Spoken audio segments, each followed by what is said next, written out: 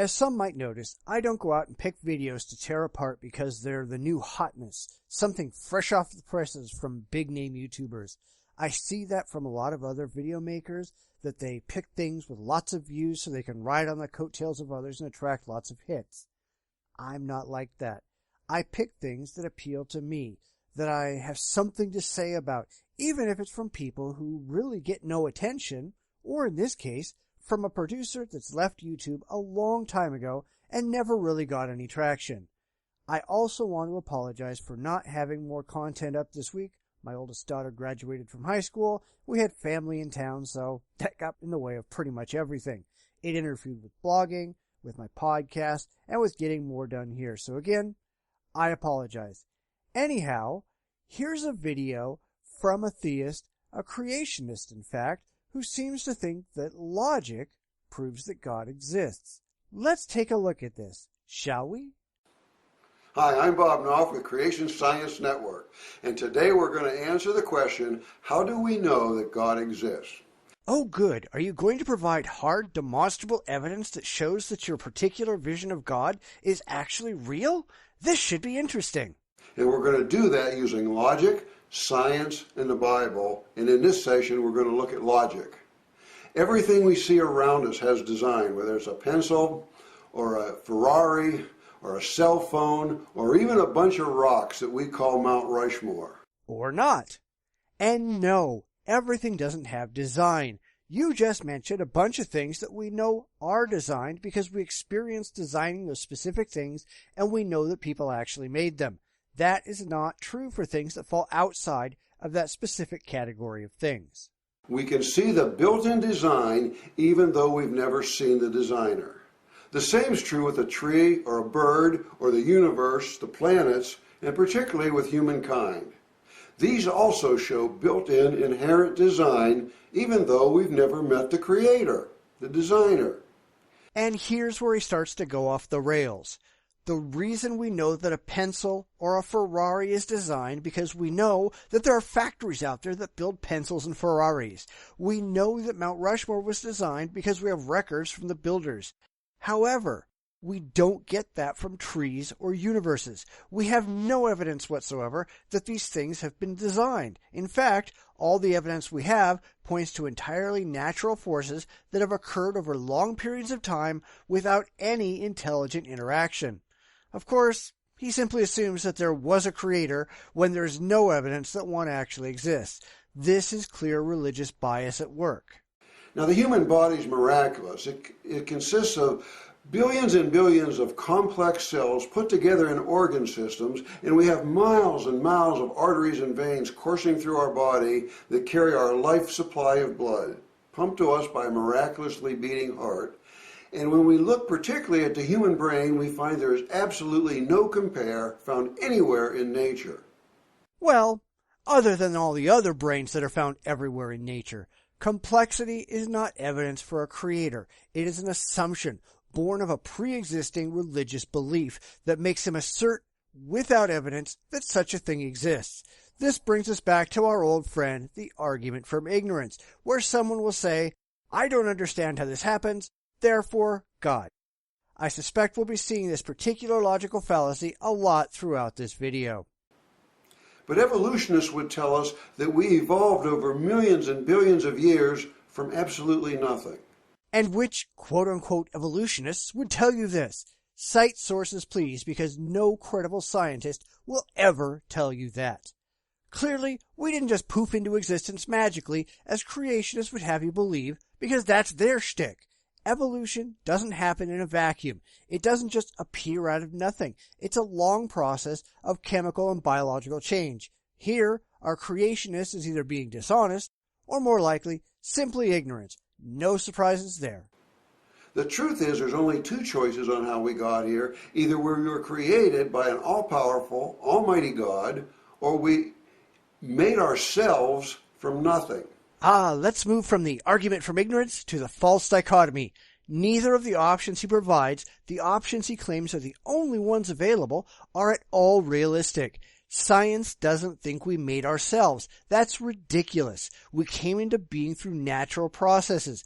We are the outcome of those processes. We had nothing whatsoever to do with making ourselves. In fact, it is logically impossible for anything to make itself, for in order to make yourself, you have to have already existed. Our intrepid creationist here, the one who is pretending to use logic to prove God, hasn't got a clue what logic actually is. Now, if we just think about that for a little bit, and we put on our truth detector, that's that little voice inside our head that says, does that make sense? Is that logical? Does that match reality? We'll very quickly come to the conclusion that evolution couldn't happen.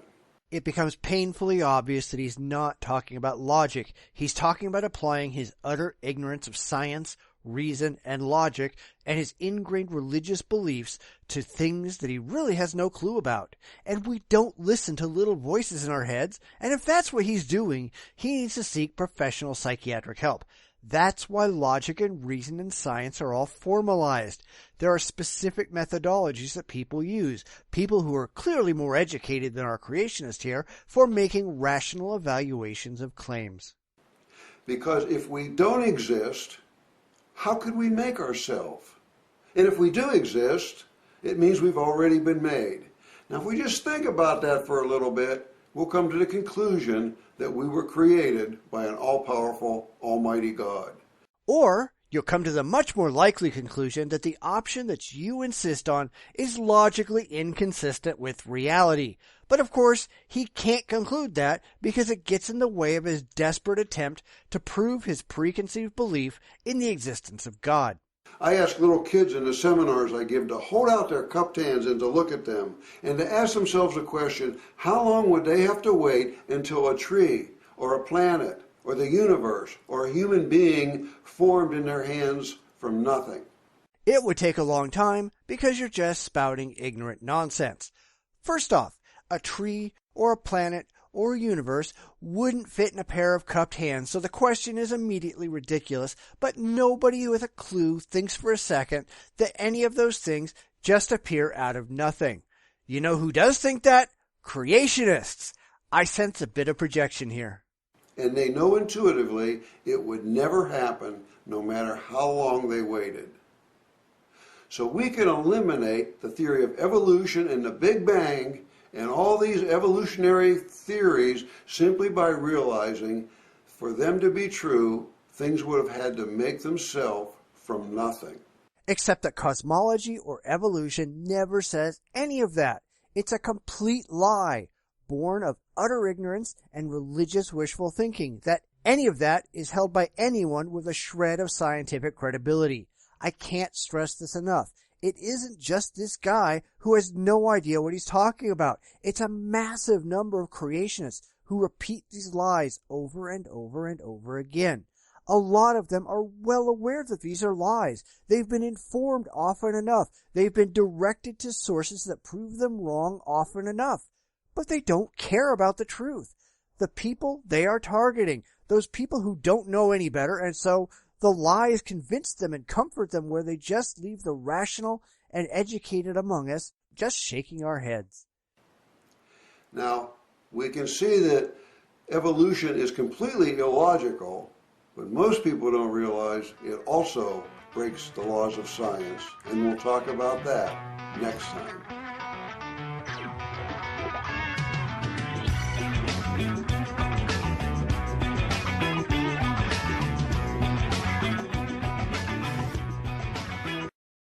No, it just breaks your ridiculously primitive understanding of logic and science. This guy really ought to be embarrassed by his reasoning skills, or rather, his lack of reasoning skills.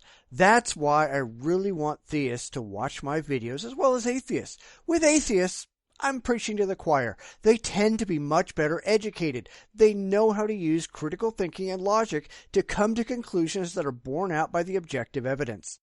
Theists, on the other hand, well, at least the more fundamentalists among them, they don't have those basic thinking skills. They lack the education that allows them to examine ideas and break them down rationally. They also don't particularly care if what they believe is actually true. They're after emotional comfort. They want that religious security blanket that makes them feel warm and fuzzy and protected more than they want to know if the things they believe actually make logical sense. That's why they fail in every single encounter with reality, but they will never admit their complete and total failure. You know, I think I'm going to do some more of this guy's videos. There are at least 2 more dealing with the existence of God that I think you can expect to see in upcoming weeks. I know he'll never see them. He's been off YouTube for at least 4 years, and to be honest, even if he saw them, he wouldn't be equipped to make sense of them anyhow. But it's important to point out the bad arguments and the fallacious claims and how they fail the rational sniff test. Most fundamentalists won't care, and maybe, just maybe, we can reach a select few whose mental faculties aren't completely clouded by their religious fanatical beliefs.